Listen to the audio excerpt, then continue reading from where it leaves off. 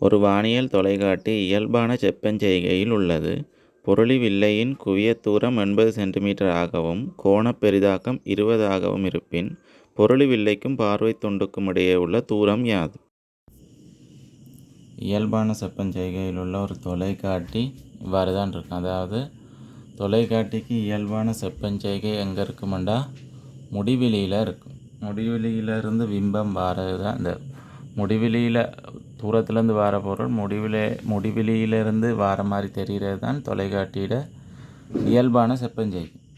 அப்போ தூரத்திலிருந்து வார பிம்பத்தினுடைய அதாவது கோள்களினுடைய ஒளிக்கதிர் இவ்வாறு வந்து முதல்ல எங்கள்கிட்ட பொருளி வில்லையினூடாக முறிஞ்சு ஒரு இடத்துல குவியும். எங்கே குவியும் பொருளி வில்லையிட குவியத் தூரத்தில் குவியும். பொருளி வில்லையிட குவியத் தூரத்தில் குவியும். அப்போ அந்த குவியத்தூரம் தந்திருக்கிறாங்க. பொருளி வில்லையோட குவியத்தூரம் 80 சென்டிமீட்டர் தானே. பொருளி வில்லையோட குவியத்தூரம் 80 சென்டிமீட்டர்.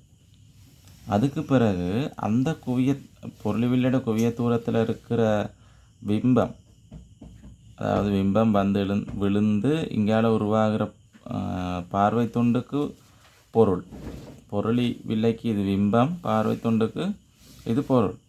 இந்த பொருள் பார்வை துண்டால் பார்க்குற எங்களுக்கு முடிவெளியில் தெரியணுமெண்டா அந்த பொருள் பார்வை துண்டோட குவிய தூரத்தில் இருக்கணும். இது எங்களுக்கு தெரியும். குவிவில்லையோட குவிய தூரத்தில் இருக்கணுமெண்டா இந்த குவிவில்லையிலேருந்து முடிவெளியில் பிம்பம் தெரியணுமெண்டா அது அந்த குவிவில்லையோட குவிய தூரத்தில் இருக்கணும் என்றதால் இந்த தூரம் பார்வை துண்டோட குவிய தூரமாக இருக்கும். அது தெரியும். அப்பிறகு எங்களுக்கு கேட்டிருக்கிறாங்க கோணப்பெரிதாக்கத்தை பற்றி சொல்லிடுறேன். கோணப்பெரிதாக்கம்ண்டா என்னண்டா இது பொருளி வில்லைக்கு வர பிம்பம் அமைக்கிற கோணம். இது அல்ஃபாண்டு வச்சுக்கணும். இது நாங்கள் முடிவெளியில் பிம்பம் அமைக்கிற கோணம், அது பீட்டாண்டு வச்சுக்கலாம். கோணப்பெரிதாக்கம்ண்டா என்னது? கோணப்பெரிதாக்கம் என்றா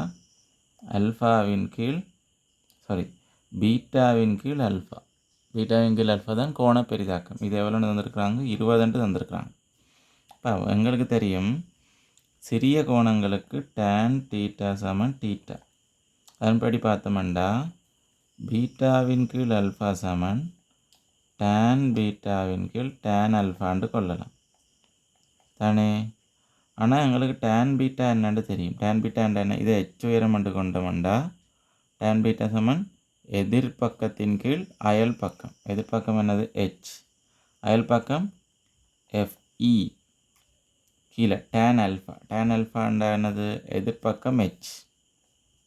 அயல் பக்கம் 80 சென்டிமீட்டர் தந்திருக்கிறாங்க. 80.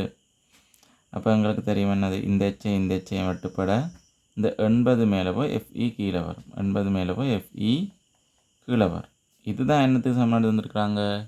20க்கு சமனாடு தந்திருக்காங்க. அதாவது 80 கீழ் FE சமன் 20. எனவே சைவரும் வெட்டுப்பட FE சமன் 4 இருக்கும்.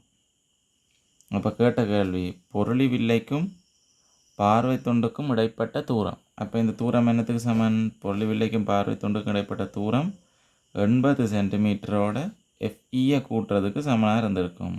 அப்போ தற்போது D சமன் 80 சென்டிமீட்டர் ஆக FE எங்களுக்கு தெரிஞ்சிருக்கு எவ்வளோ? 4 சென்டிமீட்டர். அப்போ D சமன் 84 சென்டிமீட்டராக இருக்கும்.